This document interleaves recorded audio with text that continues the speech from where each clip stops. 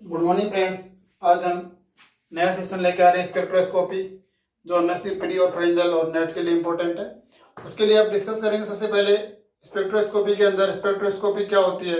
एक टेक्निक होती है जिसके द्वारा गिवन स्पीसीज की डिफरेंट डिफरेंट फोटोग्राफ्स के माध्यम से स्टडी की जाती है।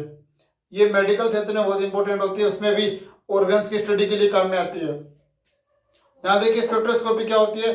स्पेक्ट्रोस्कोपी के अंदर मेटल और इलेक्ट्रोमैग्नेटिक रेडिएशन के बीच में इंटरेक्शंस होता है। उस इंटरेक्शंस के द्वारा जो एनर्जी रिलीज होती है, अब्जॉर्ब होती है, उसके अंदर डिफरेंट डिफरेंट फोटोग्राफ्स प्राप्त होते हैं। उन फोटोग्राफ्स के द्वारा स्ट्रक्चर का इल्यूसिडेशन डिटर्मिनेशन किया जाता है, स्ट्रक्चर की स्टडी की जाती है।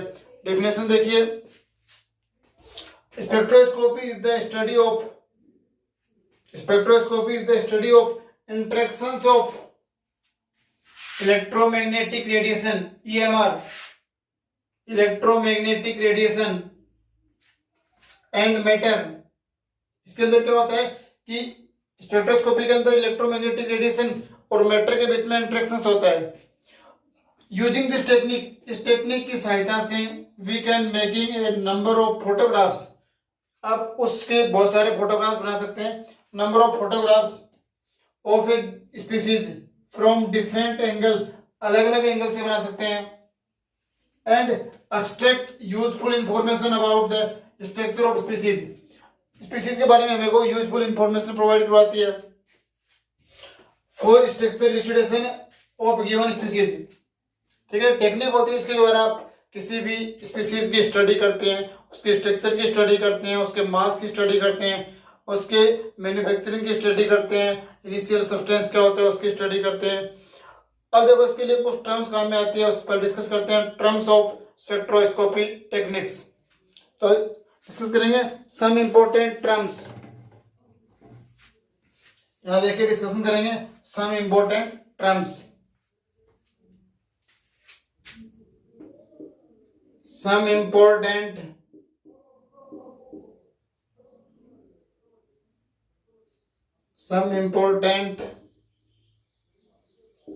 टर्म्स, हिंदी बोलते हैं मुख्य शब्दावली। कुछ इंपोर्टेंट टर्म्स काम में लेते हैं। पहली टर्म्स है इसमें वेवलेंथ, तरंग दैर्घ्य, इसको बोलते हैं वेवलेंथ। वेवलेंथ तरंग दैर्घ्य।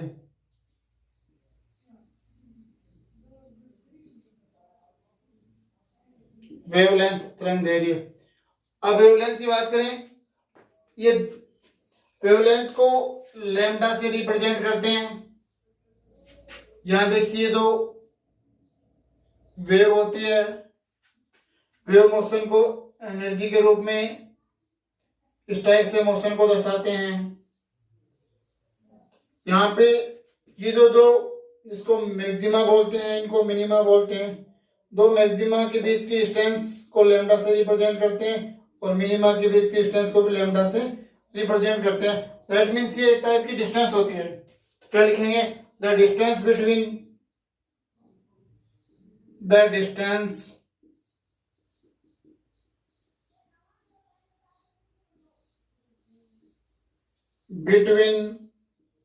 the distance between two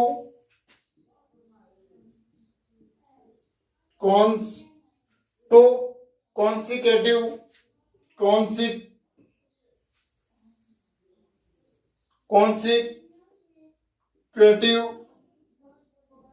या कॉम्युलेटिव लगातार maxima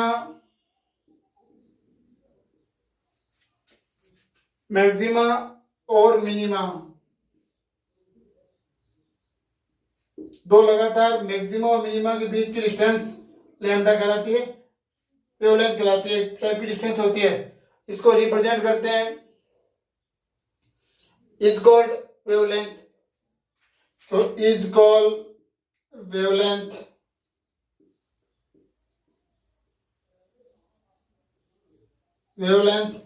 of given species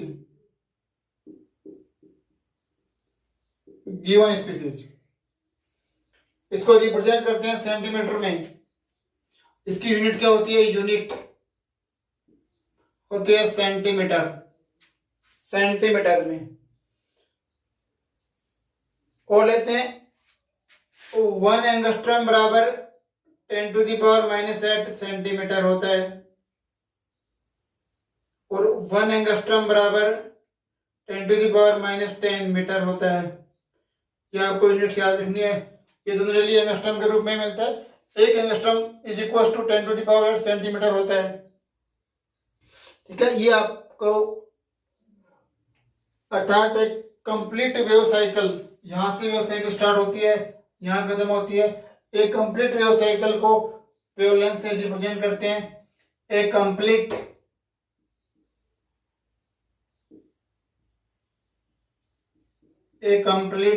wave cycle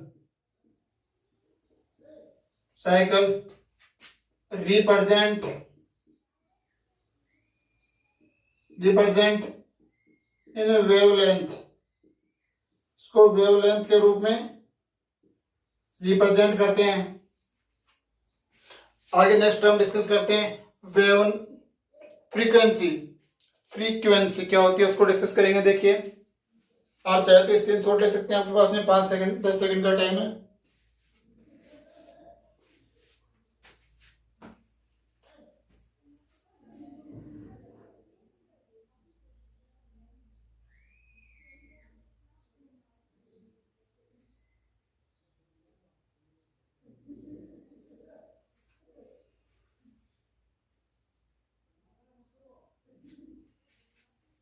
तो आगे देखिए, नेक्स्ट हम डिस्कस करते हैं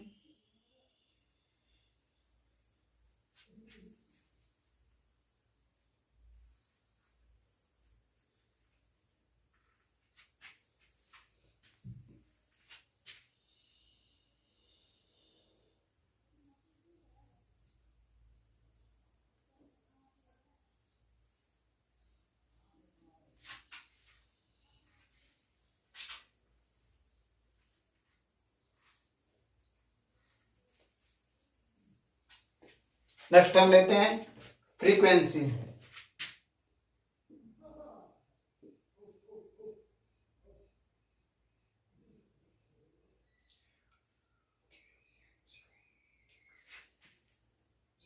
फ्रीक्वेंसी की बात करते हैं। फ्रीक्वेंसी क्या होती है, नेक्स्ट टर्म सेकंड के बारे में डिस्कशन करेंगे। टर्म फर्स्ट ही वेवलेंथ। फ्रीक्वेंसी क्या होती है,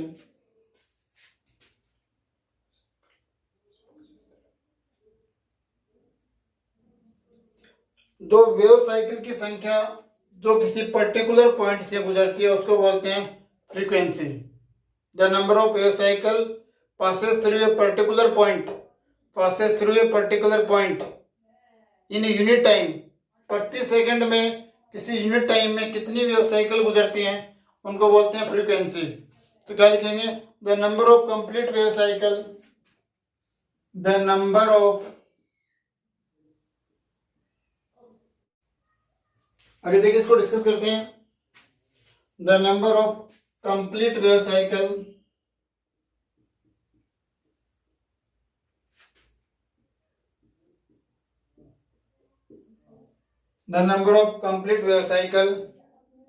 which passes through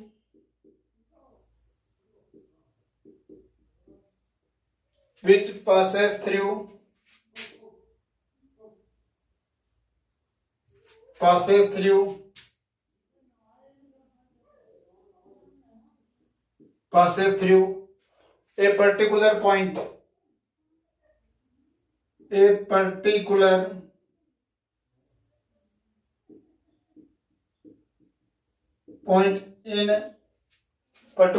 in unit time,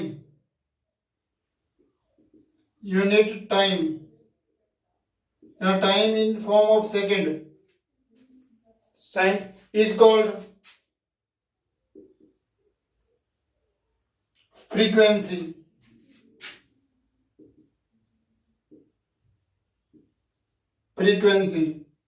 ये फ्रीक्वेंसी कहलाती है ऑफ गिवन वेव। जो वेव दी होती है उसके लिए ऑफ गिवन वेव। फ्रीक्वेंसी क्या होती है, एक कंप्लीट वेव साइकिल की संख्या होती है जो पर्टिकुलर पॉइंट से प्रति सेकंड गुजरती है। जैसे मान लेते हैं ये कोई पॉइंट है, इस पॉइंट से प्रति, जैसे यहाँ पे कोई भी पॉइंट ले लें, ये पॉइंट ले लें, इस पॉइंट से प्रति सेकंड कितनी वेव गुजरती है, उस वेव की संख्या को क्या बोलते हैं, फ्रीक्वेंसी बोलते हैं, जिसको एफ से रिप्रेजेंट करते हैं, जिसको एफ से रिप्रेजेंट, इसका सिंबल एफ भी होता है, एक और इसका सिंबल यूज करते हैं न्यू। यूनिट होती है, इसकी जो यूनिट होती है वो क्या होती है,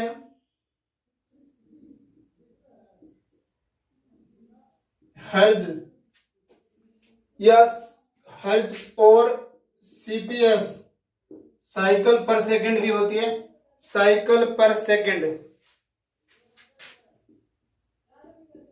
साइकिल्स पर सेकंड, इसकी यूनिट क्या होती है, साइकिल पर सेकंड। वापस सुनना, वेव फ्रीक्वेंसी क्या होती है, a complete wave cycle, a number of complete wave cycle passes through a particular point at a unit time, that is called frequency। इसको न्यू से रिप्रेजेंट करते हैं या सीपीएस, साइकिल पर सेकंड के रूप में भी रिप्रेजेंट किया जाता है। ठीक है, आगे देखिए नेक्स्ट, वेव नंबर। नेक्स्ट हम डिस्कस करते हैं wave number. Wave number,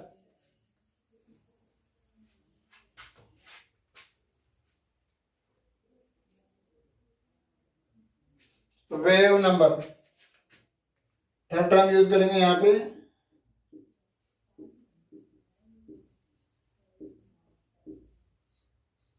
wave number. Wave number की बात करते हैं, क्या होती है देखिए, यहां वेव नंबर होती है total number of wave cycles which are present in 1 centimeter of the given wave। जो वेव दे रखी है उसके 1 सेंटीमीटर एरिया में कितनी वेव साइकिल गुजरती हैं, उनको बोलते हैं वेव नंबर। तो देखिए, total number of wave cycles, total number of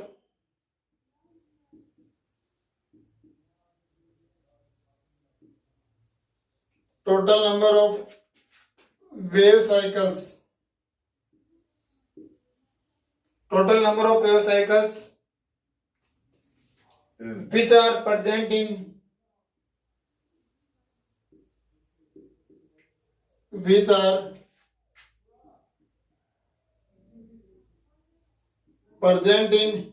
1 centimeter of given wave representation of given wave representation। तो वेव को प्रस्तुत किया जाता है उसके 1 सेंटीमीटर एरिया में।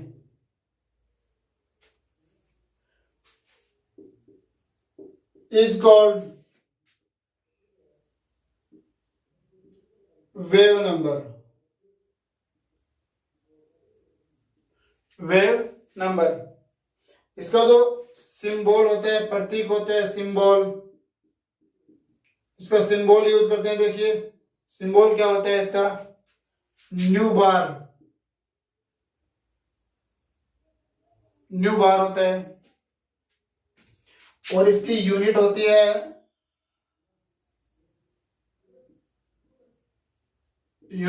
है सेंटीमीटर इनवर्स, अर्थात इसको न्यू बार इक्वल टू होता है 1/λ भी होता है, इसको 1/λ, अर्थात ये वेवलेंथ का इनवर्स भी बोल सकते हैं, इसको डिस्टेंस का वेवलेंथ का इनवर्स भी बोल सकते हैं, क्योंकि लेंथ यहाँ पे 1 सेंटीमीटर हो जाती है। 1 सेंटीमीटर में जितने वेव गुजरती हैं उसको क्या बोल देते हैं, टोटल नंबर ऑफ साइकिल्स गुजरती है उसको क्या बोल देते हैं, वेव नंबर। अर्थात ये इसमें जो संबंध क्या होता है, यहाँ बात करें relation between wavelength and wave number, the relation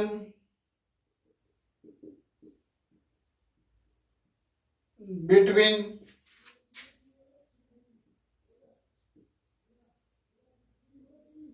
wavelength and wave number, अर्थात जो वेव नंबर होता है वो इनवर्सली प्रोपोर्शनल किसके होता है, लैम्डा के, इन्वर्सली प्रोपोर्शनल किसके होते हैं? लैम्डा के होते हैं। आगे देखिए, आप चाहे तो स्क्रीनशॉट ले सकते हैं, आपके पास 5 सेकंड का टाइम है।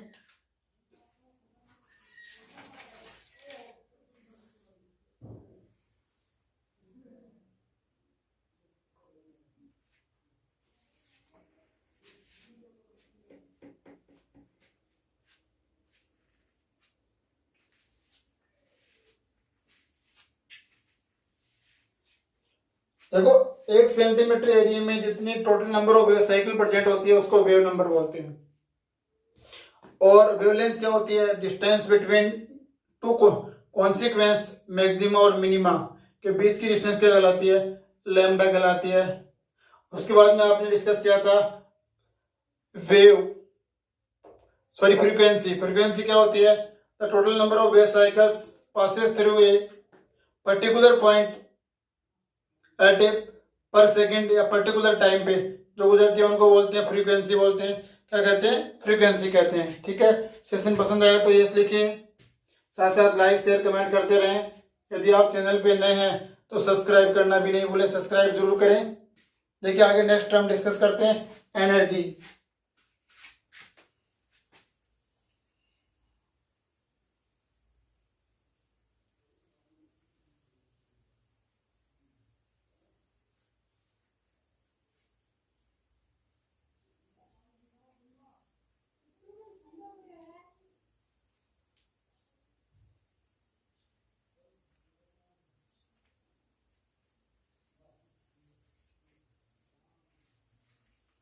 देखिए नेक्स्ट टर्म लेके चलते हैं, energy.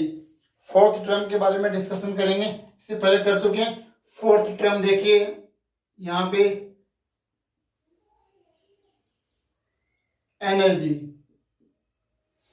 Energy it can be calculated as, इसको अगर कोई भी सब्सटेंस वेव नेचर शो करता है उसकी एनर्जी प्लांक के अकॉर्डिंग एक फॉर्मूला देता है, उसके अकॉर्डिंग कैलकुलेट करते हैं। तो जो कोई भी पार्टिकल या सब्सटेंस वेव नेचर शो करता है उसकी एनर्जी के लिए कुछ पार्टिकल्स के एक फॉर्मूला काम में लेते हैं, इसको प्लांक फॉर्मूला बोलते हैं। प्लांक फॉर्मूला क्या होता है? देखिए प्लांक कांस्टेंट के अकॉर्डिंग होता है ये भी। देखिए एनर्जी के बारे में डिस्कस करते हैं, एनर्जी क्या होती है। मैंने आपको बताया था it can calculated as, it can calculated as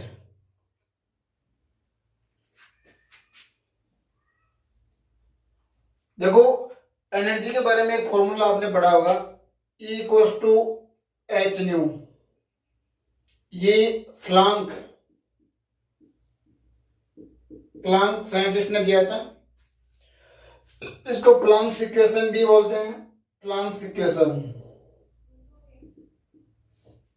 अगर कोई भी पार्टिकल पार्टिकल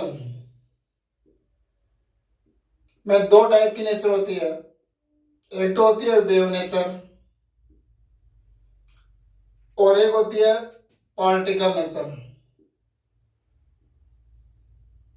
पार्टिकल नेचर, कोई भी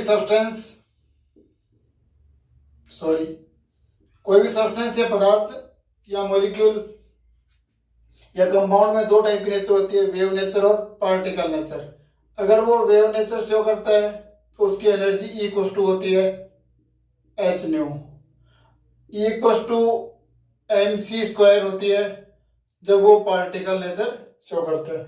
यदि पार्टिकल के रूप में लाइट को लेते हैं तो mc² होती है, एनी अदर लेते हैं इक्वल्स टू mav² होती है।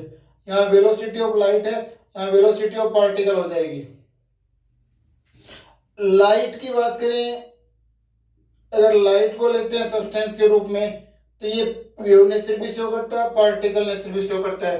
दैट मीन्स ये ड्यूअल नेचर शो करता है। इस ड्यूअल नेचर के बारे में बताया था डी ब्रोगली ने। डी ब्रोगली एक साइंटिस्ट था जिसने क्या बताया था कि पार्टिकल में ड्यूअल नेचर भी हो सकता है। ठीक है, यहाँ पे जो एनर्जी की बात कर रहे हैं, आप स्पेक्ट्रोस्कोपी पढ़ रहे हैं, स्पेक्ट्रोस्कोपी के अंदर कोई भी सब्सटेंस का वेव नेचर की स्टडी करते हैं। यहाँ पे उसके वेव नेचर की स्टडी होती है, वेव नेचर। अगर वेव नेचर की स्टडी करते हैं तो ध्यान दीजिए, energy in form of wave, और वेव के रूप में एनर्जी किसने बताई थी? प्लांक ने। तो इसको बोलते हैं प्लांक इक्वेशन। यहाँ पे एच होता है प्लांक कांस्टेंट। एच क्या होता है? प्लांक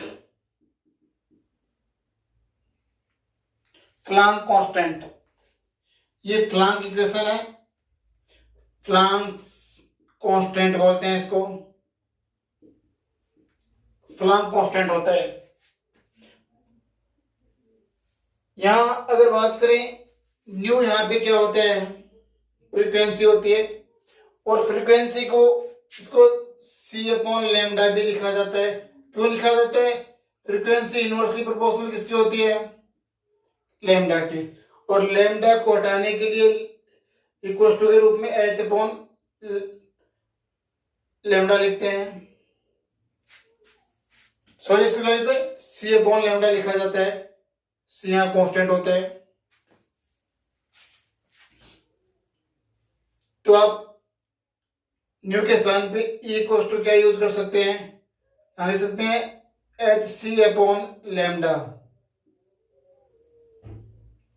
और 1 अपॉन लैम्डा इक्वल टू होता है न्यू बार, वेव नंबर। तो अगर एनर्जी को वेव नंबर के फॉर्म में लिखें तो एच सी न्यू बार। ये एनर्जी किसके रूप में है? In form of wave number. ये वेव नंबर के रूप में एनर्जी होती है। ठीक है, इन फॉर्म ऑफ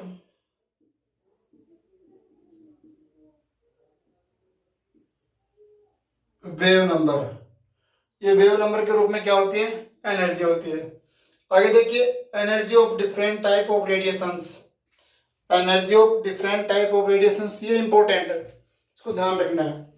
ये ऑर्डर एग्जाम में खूब पूछते हैं, आप चाहे तो स्क्रीनशॉट ले सकते हैं। 5 सेकंड का टाइम है। और सेक्शन पसंद आ रहा है तो लाइक शेयर कमेंट करते रहें। आप जितना अधिक लाइक करेंगे आपको उतना अधिक बेटर प्रोवाइड होगा। अधिक से अधिक लाइक शेयर जरूर करें।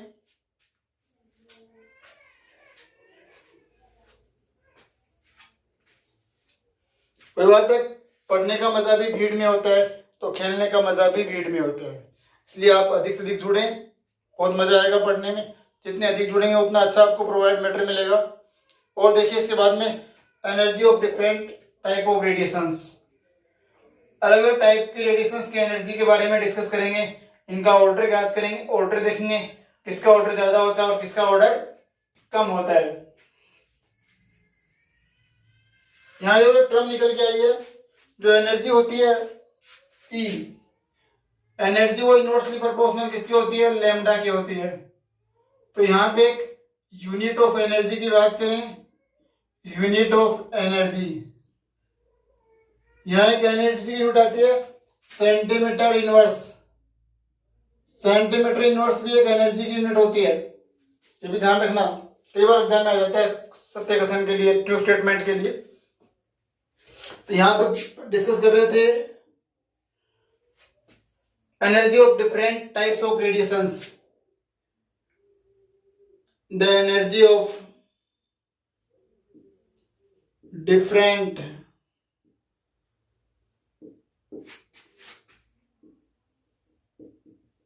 Types of radiations. The energy of different types of radiations के बारे में डिस्कस कर रहे थे। यहां पे इनका डिक्रीजिंग ऑर्डर लिखेंगे, डिक्रीजिंग ऑर्डर।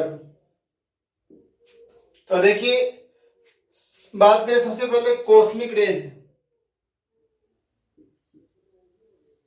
कॉस्मिक रेज की एनर्जी सबसे अधिक होती है। उसके बाद में होती है गामा रेज। गामा रेज के बाद में होती है एक्सरे, एक्सरेज। एक्सरेज के बाद में यूवी रेज, और यूवी रेज के बाद में होती है विजिबल रेज।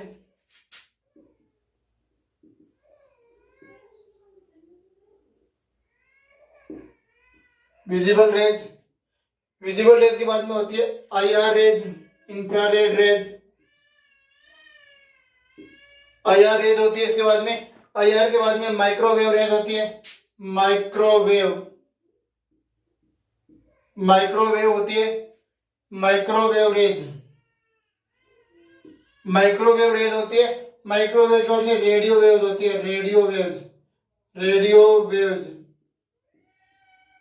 यहाँ रेडियो वेव्स के बारे में रेडियो वेव्स होती है। ये इसका एनर्जी का डिक्रीजिंग ऑर्डर है, तो आपको ध्यान रखना, एग्जाम में कई बार खूब पूछता है, इंपॉर्टेंट है, फॉर कंपटीशन एग्जाम के लिए खूब पूछा क्वेश्चन है। सबसे अधिक किसकी होती है? कॉस्मिक की, गामा की, एक्सरे की, वीवी की, यूवी रेज की, विजिबल की, फिर IR, माइक्रो और रेडियो वेव। वापस सुन ले, सबसे अधिक कॉस्मिक गामा एक्सरे के बाद में यूवी, विजिबल, IR, माइक्रोवेव और रेडियो वेव, IR और माइक्रोवेव और रेडियो वेव। इन वेव के अकॉर्डिंग, इस वेव एनर्जी के अकॉर्डिंग अलग अलग टाइप की स्पेक्ट्रोस्कोपी की स्टडी करते हैं। किस वेव रेंज के अंदर कौन सी की स्टडी की जाती है, उसके बारे में डिस्कशन करेंगे। देखिए आगे, और इसके बारे में अब आगे इलेक्ट्रोमैग्नेटिक रेडिएशन क्या होती है उसके बारे में डिस्कशन करते हैं। इलेक्ट्रोमैग्नेटिक रेडिएशन के बारे में डिस्कस करते हैं। आगे देखो, इसके बाद में इलेक्ट्रोमैग्नेटिक रेडिएशन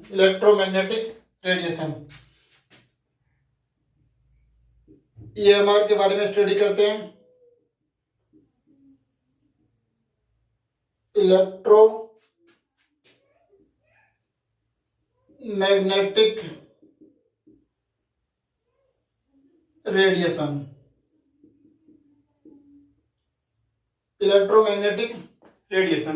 क्या होती है, सुनना। Radiation which propagation path,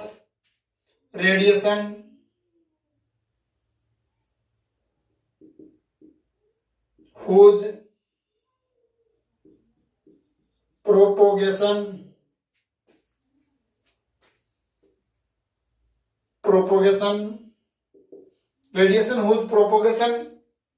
path and properties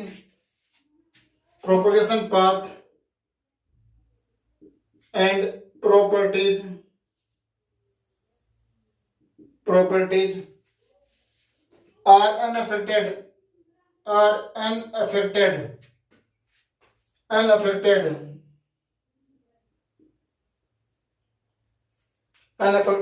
in presence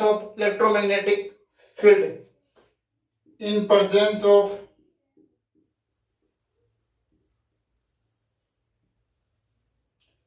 electromagnetic field, electromagnetic field are called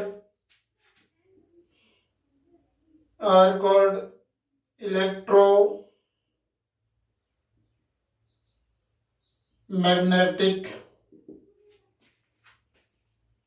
radiation।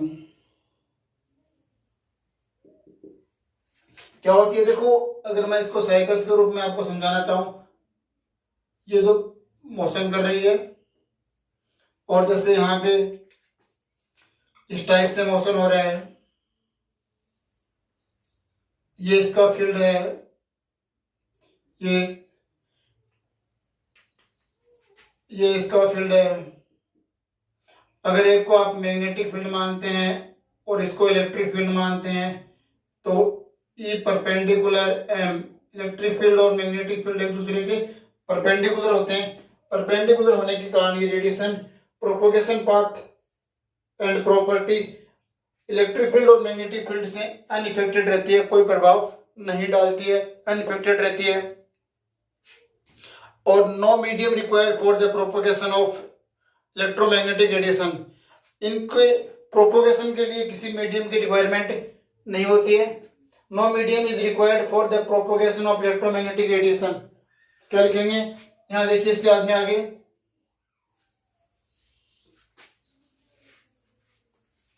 Next point की बात करें, ये प्रॉपर्टी पास से अनइफेक्टेड होती है, इसके लिए इसके मीडियम की रिक्वायरमेंट नहीं होती है। तो no medium is required no medium is required for the propagation of electromagnetic radiation, for the propagation of electromagnetic radiation। इसके लिए किसी भी पाथ की रिक्वायरमेंट नहीं होती है, पाथ की रिक्वायरमेंट नहीं होती है। तो इसमें एनर्जी जो मोशन करती है विदाउट पाथ करती है, पाथ की रिक्वायरमेंट नहीं होती है। तो है ना, energy of electromagnetic radiation, energy of electromagnetic radiation, जो एनर्जी होती है ये डायरेक्टली प्रोपोर्शनल होती है, ये प्रोपोर्शनल नहीं होती है, और ई प्रोपोर्शनल न्यू बार होती है, ई प्रोपोर्शनल 1/λ होती है, इनवर्सली प्रोपोर्शनल लैम्डा होती है। ये इनकी एनर्जी ज्यादा होती है। तो जिसकी एनर्जी ज्यादा होती है उसका वेवलेंथ कम होती है, अर्थात energy inversely proportional, energy inversely proportional wavelength, energy तरंग दैर्ध्य की इनवर्सली प्रोपोर्शनल होती है। और देखिए, all types of electromagnetic radiations travels with same velocity, travels with same velocity, सभी इलेक्ट्रोमैग्नेटिक रेडिएशंस सेम वेलोसिटी के साथ में क्या करती हैं, ट्रेवल्स करती हैं, गति करती हैं। All types of electromagnetic radiations travels with same velocity, travels with same velocity, same velocity के साथ में ट्रेवल करती है। All types of electromagnetic radiation travels with same velocity। इसकी वेलोसिटी क्या होती है, c = 3 × 10⁸ मीटर पर सेकंड, मीटर पर सेकंड इस वेलोसिटी से क्या करती हैं, मोशन करती हैं। ये आपका स्पेक्ट्रोस्कोपी का इंट्रोडक्शन पार्ट था। कल हम स्टडी करेंगे यूवी स्पेक्ट्रोस्कोपी, अल्ट्रावायलेट स्पेक्ट्रोस्कोपी के बारे में डिस्कशन करेंगे। यदि हमारा सेशन पसंद आए तो लाइक शेयर करें, और हमारी क्लास आज से रेगुलर रहेगी, आप रेगुलर टाइम पे क्लास अटेंड करें। धन्यवाद फ्रेंड्स, मिलते हैं नेक्स्ट लेक्चर के अंदर।